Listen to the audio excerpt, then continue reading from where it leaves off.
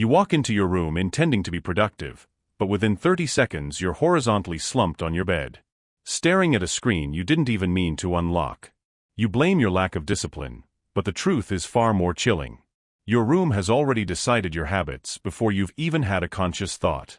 This is the invisible hand, the silent architect of your environment. It dictates whether you operate in high-powered growth or paralyzed survival.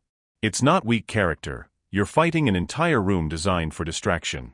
Most people believe habits are about internal strength, but environment usually beats willpower every day. Habits are more about cue exposure than moral discipline. Your brain is a prediction machine constantly scanning your physical space for instructions. If your phone is the first thing you see, your brain is responding to a reward cue. When a behavior is easy, you'll do it. When it's hard, you won't. This is friction. People with incredible self-control don't have more willpower, they have better designed environments. They remove the urge entirely by changing what they see.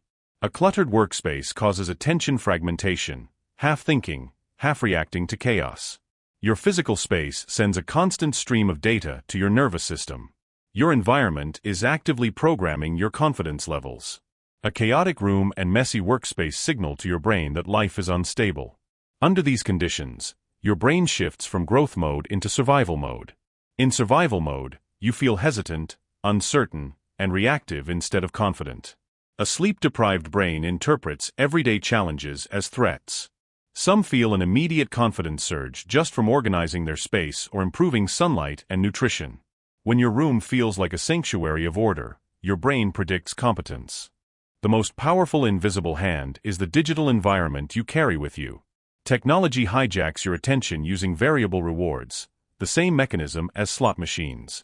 Your brain keeps checking your phone because it never knows when the next interesting thing is coming. This artificial dopamine overload is quietly rewiring your reward threshold. Deep work feels painful, reading feels slow, and silence feels like a literal emergency. You aren't lazy, your reward pathways expect massive payoffs for zero effort. This creates cognitive residue. Pieces of your attention stay behind on the last app you checked. To reclaim your intellectual power, you must design your room for desirable difficulty. High IQ individuals train their minds by exposing themselves to mental effort. If your room is filled with easy rewards, your brain will always choose the path of least resistance. The Grayscale Shift. Turn your phone screen to grayscale to remove emotional intensity. Physical distance. Keep your phone in a different room while you work. The silence bridge. Boredom is the bridge to creativity and deeper reflection. Your environment doesn't just dictate your work, it dictates your identity. Your goals are invisible, while temptations are visible everywhere. Start a confidence evidence file, a record of every win and every promise kept.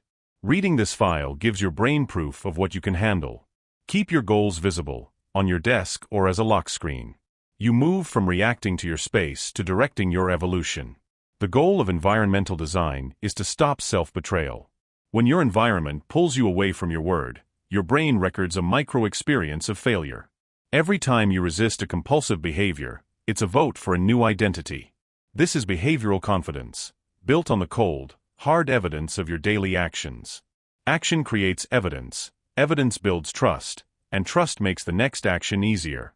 The rare skill of the next decade won't be intelligence, it'll be sustained attention. The person who protects their environment is the person who wins.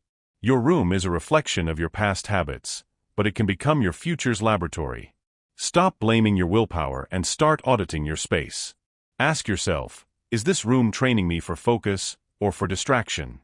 Find the one high dopamine cue that triggers your worst habit and move it. Put it in a drawer, add friction, give your brain the silence it needs to think.